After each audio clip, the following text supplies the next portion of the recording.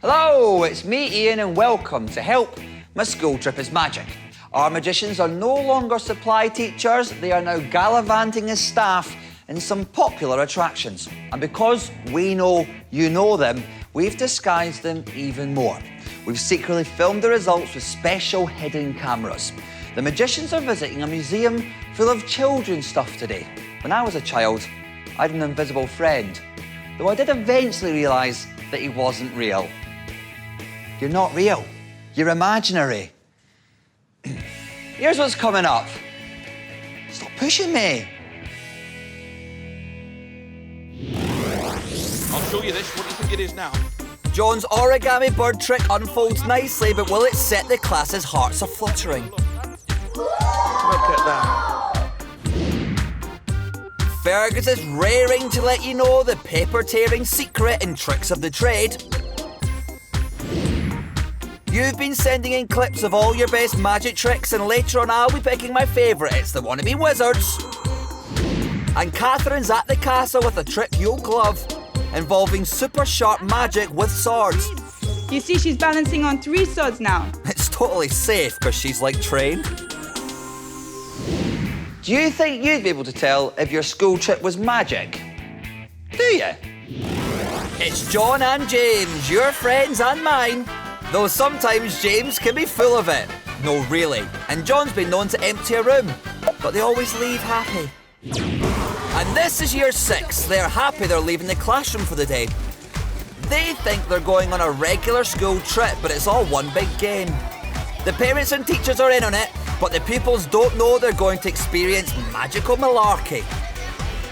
They do know they're off to the Victoria and Albert Museum of Childhood. Inside is a collection dating from the 1600s, including dolls, stuffed toys, and bears, right up to the latest high-tech video games. Ask a grown-up. The magicians are getting dressed up so they don't get recognised. Well, don't scare the kids. Whoa, that toy coach is super realistic. Oh wait, no, it's an actual one, sorry. Full of pupils who love toys, but our magicians are toying with them. And they've brought a friend to play too. Hello. Say hello. Hello. Not you. Oh, sorry. They will soon be said hello to the school trippers because they've rocked up outside. Where did James and John go? There they are under that arrow. They better get a move on because the kids are darting in. They're keen to see the toys enjoyed by previous generations. John enjoys playing the fool. This time he's playing a museum curator. Cameras are rolling in the education room and it's time to roll the dice as here come year 6 now. Hello, boys and girls. Hello, lovely. My name is Stanley. All right, Stanley Still. That's my name. You can call me Stan if you want to. Stand still? He's wrong-footed him with his alter ego. And I work here. I love it. I love toys. I love games. I love all that exciting stuff. It's brilliant, isn't it? Do you all have toys? Oh, I love toys. I love toys. And we've got toys and games and costumes and puppets from all over the world here, going right back to 1600. 1600. That's before I was even born. That tickled him. No, it's hard to believe, isn't it? But I'm going to tell you about something that's really close to my heart, right? I'm really into origami. Yeah, no, origami, honestly, before I actually started working here, I used to run a little origami factory, up in Leeds, and it was lovely. I mean, unfortunately, it folded in 2003 because the financial thing and the price of paper went up. It was a disaster, it really was. An origami joke and topical too. He's going to have me in creases. But I still love origami. Who knows what origami is? Yes, young lass, aye. Origami is when you fold paper. You're right, it's paper folding. Do you know where it comes from? Do you know where it comes from, the paper folding thing? Where's it come from? Japan, that's right. It's an art. It's an art of paper fold. It comes from Japan. That's very good. Now, I've got a few simple ones here, look. I've got a few simple ones. See if you can work this one out. Anybody know what that might be? Oh, look at you with all your hands up as soon as I show you one of them. It's a frog. It is a frog, yeah, and if you just touch his back like that, he'll jump, look. Not magic, but clever nonetheless. I can't do frog noise. I can't do frog noises. Look at that one. What's that one? It's a boat, that's right, it's a boat. I don't do boat noises either, because, and that one won't jump. Oh, it does. And now this is, look, have a look at that one. See if you can tell me what you think that is. Yes, at the back. It's a cat. It is a cat, lass. Exactly. It's a little pussy cat. Just the head, not the body. And now, anybody know what this one is? Of course you don't. Of course you don't. Do you know why you don't know what it is? Put your hands down. You can't know what it is. It's not finished, lad. By the time it's finished, it'll be magic, though. No, it's not finished yet, but I'm going to finish it. When I've finished it, you'll know what it is. You'll be very excited. If I just do a little fold there. Like that. That's lovely. And then do a little fold here, like that. Just down there, like that. Now, watch. I'll show you this. What do you think it is now? It's a bird. A crane is a posh word. Yes, a posh bird. Do you think that's quite realistic? Yeah. Listen, you can hear it singing. Listen. Sounds more like a pterodactyl with a cold. And some terrific magic about to take off. Keep watching. It doesn't look very real, but you know what? If I put it in this cage, I think you'll find that it looks a lot realer. Look, if I just put it in here, look. Look at that. Whoa, I can nearly believe it, and nor can they. Let's get a reflight. Yep, it went in a paper bird and turned into a real one. Origami, more like oh my gosh, eh? Look at that. Come on out, fella. Come on out. He's definitely real, will knock me down with a feather. Do you want a little eat? Good boy. Yes, good boy. Isn't he lovely? I'm just giving him a bit of his food. He loves that. It's given the class plenty of food for thought. It's a new technique we've just developed. It's a new type of origami paper. Special type of origami paper. I'll just put you back in there, fella. You just nip back into your house there. Go on. If this origami sounds barmy, it's 'cause it is, but the trippers are still sold on John's folds. Anybody know what that might be? First he showed them some he'd made earlier. Can't do frog noise. He finished a paper bird and made it fly. If I just put it in here, look. Look at that. This school trip can hit great heights, but James will be flying by the seat of his pants when he lights up the room with his box of tricks.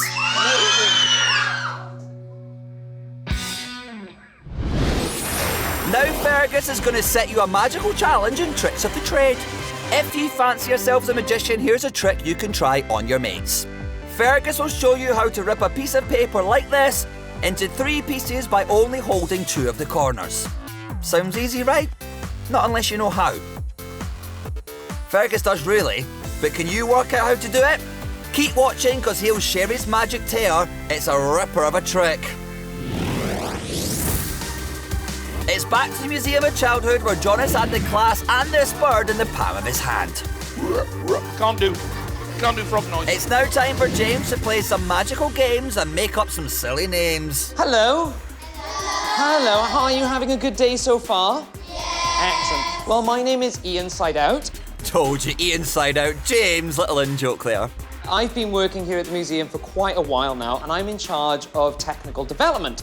Now, obviously, Stan has just shown you some of the things we do with origami, and part of my job is to push things to the next level. Including the truth. So I've got this with me today. This is our origami development tool. Now, if we open this up, you can see there's not actually much to see at the moment. There's nothing in it. But trust me, it gets very exciting when we start adding some origami to it. They trust him. I wouldn't. Would you like to see it work? Yeah! Excellent, okay. They're about to see a magician at work. So, if I just come around the back, like so. Perfect. Now, can you all see my hands? Yeah! Fantastic. Look, can you see them a bit clearly now? Yeah! Okay, well, we're gonna make some origami inside this box. Now, if I take a piece of paper like this, just pop it inside, like so. In fact, we're gonna make some folds now. The school trippers are waiting to see the drama unfold. Can we see the paper?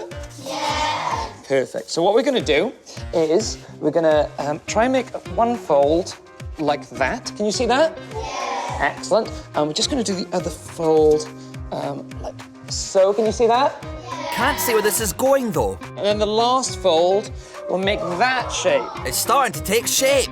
Now. Here's a little heads up, it's a teddy. Who can tell me what that looks like? What is it? Everybody on 3. 1, 2, 3. It is a teddy bear, isn't it? And it'll be a bear without compare in a minute. And if we just now switch the machine on, like so, think, if we just give that a few seconds to develop. Develop? What's going on?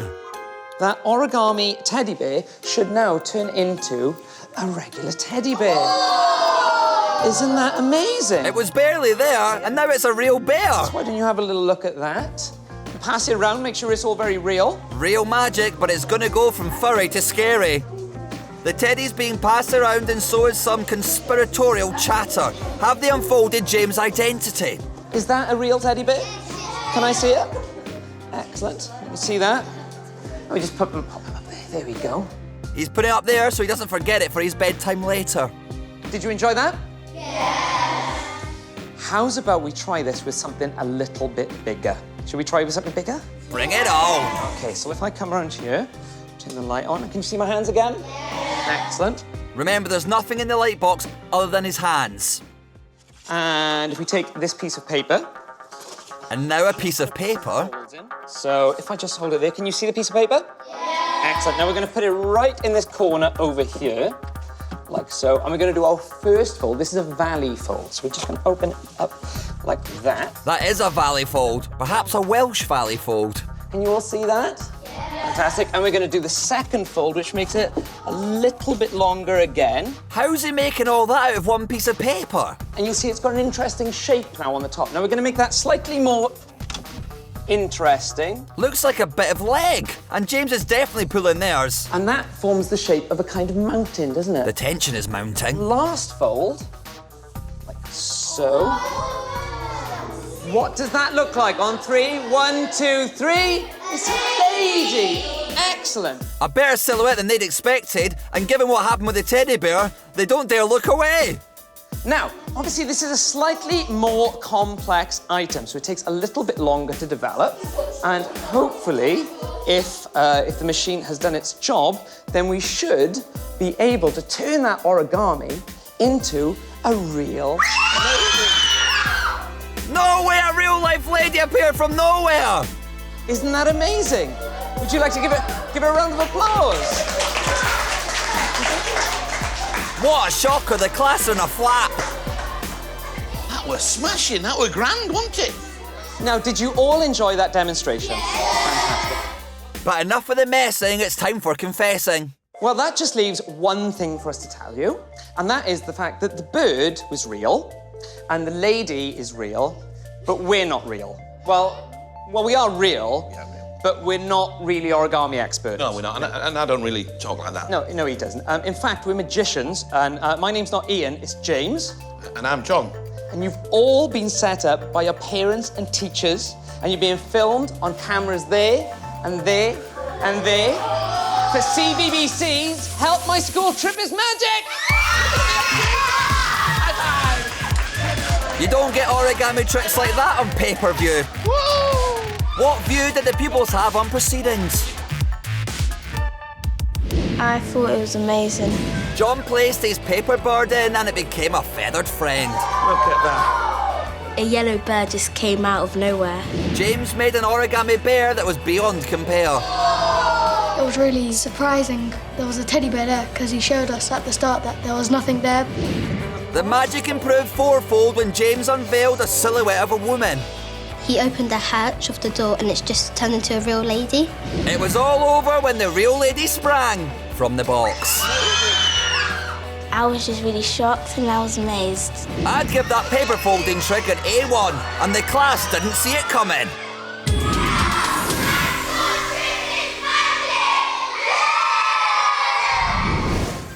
Still to come, Fergus reveals his ripping secret in Tricks of the Trade. Have you worked it out yet? And wait until you see how edgy Catherine's magic is with these swords. Now we take one sword away. Don't try this at home or castle. But first, we ask you to send in clips of yourselves performing your best magic tricks. We received loads of clips from all over the country. Each week I'll be choosing a favourite wannabe wizard and showing them to you guys. My wannabe wizard this time is AJ from Worcester. He's got tricks with elastic bands that will expand your mind.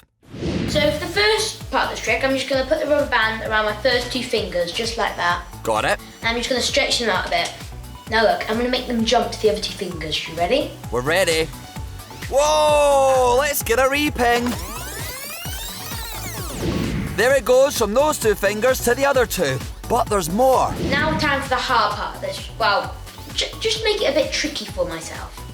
So I'll put this yellow barrier on top so now the rubber band can't get out. It's not going anywhere. Just like that. So now I'll just stretch it out and just... He's never going to do this. Ready? make it still jump to the other two fingers. That magic knows no Now, bands. I'm gonna- I mean bounds. I have this rubber band here, so I've got yellow on these two fingers and orange on these two. He's going for the hat trick. A really complicated switch. You ready? Whoa, they've switched places. And that is the end of a magic trick. Hang on, where did that go? Let's get another rewind. It's disappeared. A trick not to be sniffed at. This is Catherine. She's an ace magician and a great school trips on the cards. I'm a big fan of her work. No time to show off though.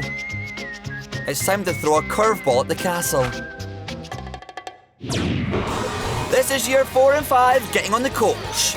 They're ready for a trip back in time, but this will be a school outing that will go down in history. That's because it's going to be magic. They've been kept in the dark for ages by their parents and teachers, so all they know is they're off to Leeds Castle. And to confuse them further, it's not in Leeds, it's in Kent.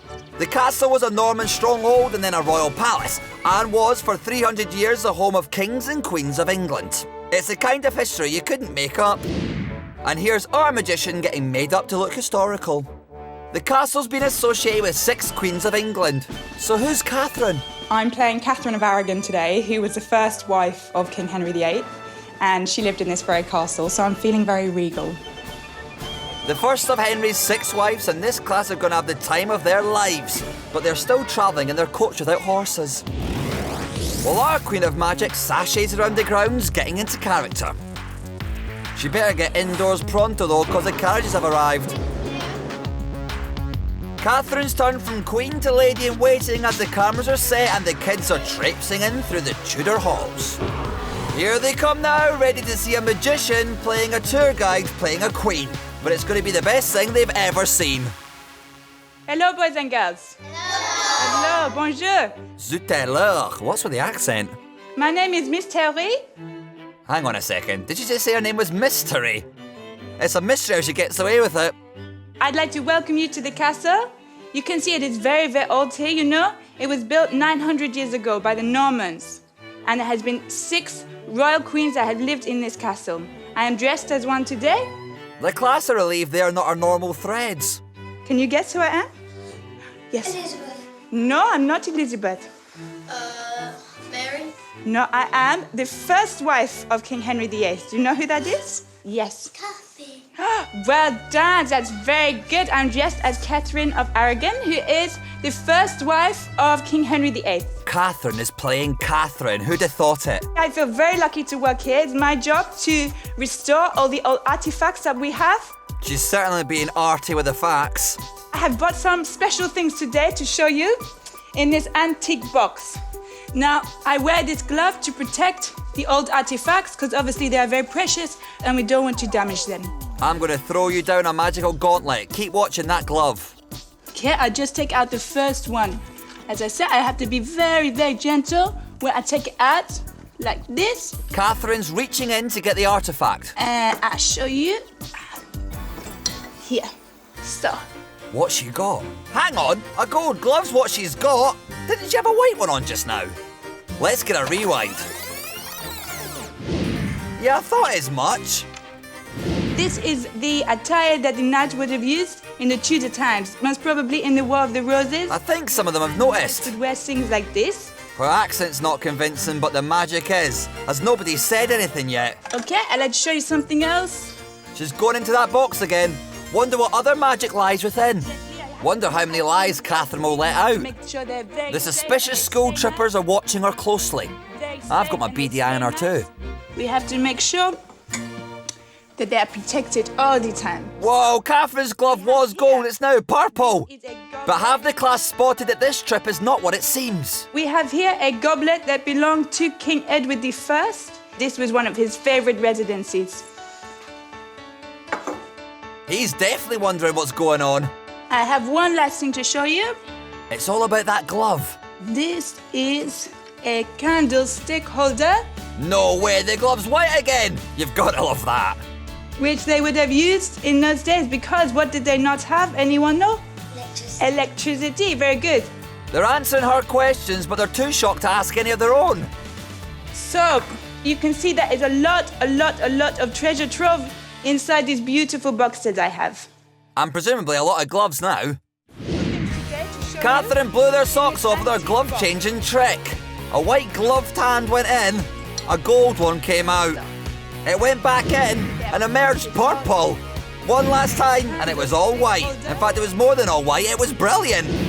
The gloves might be off, but this next trick must be handled with care as the magic gets even edgier. Very good. Now it's time for Fergus to reveal the secret and tricks of the trade. Fergus will show you how to rip a piece of paper like this into 3 pieces by only holding 2 of the corners. Do you pull it with all your might? No, that won't work. Do you get a friend to help? No way, that's cheating! Get out, Catherine. It's simple when you know the secret.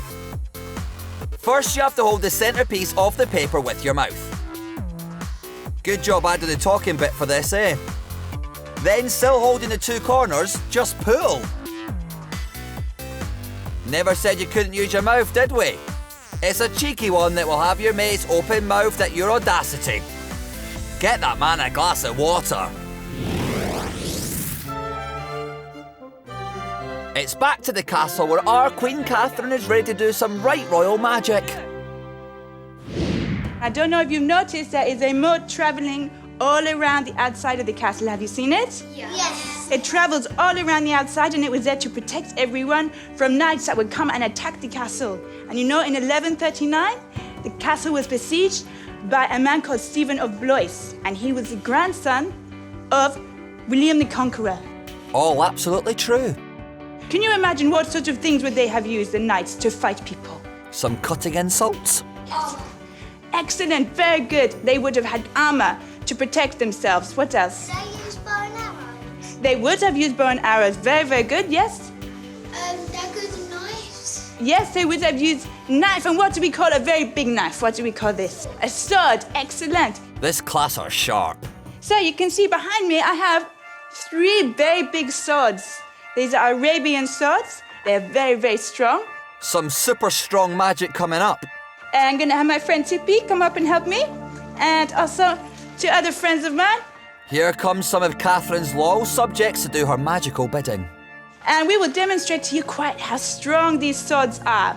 Okay? These are trained magicians. Do not play with swords at home or in your own castle if you have one. In battles. They can't look. And also it was said The pupils can't believe what they've seen. I'm always mixing them up. these swords were a gift to King Henry VIII by an Arabian prince. He's trying to work it out. Thank you, guys. This trick is in the balance. So, how are you feeling, Tippy? You're feeling okay. Tippy is feeling good. A relief to everyone in the room. You see, she's balancing on 3 swords now. Already amazing. Catherine's incredibly removing one of the swords. Now we take 1 sword away. Catherine's queenish and they're squeamish. So is she balancing on only 2 swords? Hey guys, Madam Two Swords, anyone? Tippy is feeling okay? Yes? Of course she's okay, she gets a lie down for this bit. Bon. She can't be about to balance on just 1 sword though, can she? Easy does it. I take the second sword as well. It's impossible and yet they can all see it. You see nothing underneath? You can see quite how strong the swords are. So strong. Here we go. This trick is tip-top and the absolute pinnacle of this trip. She is able to balance on only 1 sword. How do you feel, Tippy? Good? Good. Shall we give Tippy a big round of applause? Very good. Thank you, Tippy. Bravo for her bravery. Thank you. So, can you imagine in those days? She's being taken off and the class can't take their eyes off. You see, those swords are very, very strong. Never bend. But you know what? I have been bending the truth. Just a little bit. Understatement of the 16th century. My name is not Miss Terry. There goes the mystery. My name is Catherine. The silver doubloon is dropped. And you've all been set up by your teachers and your parents, and you're being filmed right now. There's a camera over there, and there's a camera over there, and there's a camera over there, and you're going to be on CBBC. At that royal magic, one is most amused. But what did the class think? It was amazing. A sharp analysis. Queen Catherine's subjects put her assistant atop 3 swords. I was just like, this felt really weird. The class could barely look as Catherine whipped the first sword away. Her back was on one, and the rest of her body was just laying there straight. Felt moving. It was a pivotal moment when Catherine removed the second sword. I thought she would fall, but she wasn't, and she was just floating in the air. She stayed up and they'd all been set up. I can't believe our teachers did that. The kids were full, but no magic assistants were harmed in the making of that trick. Don't try it at home. This can only be achieved on a school trip that's magic.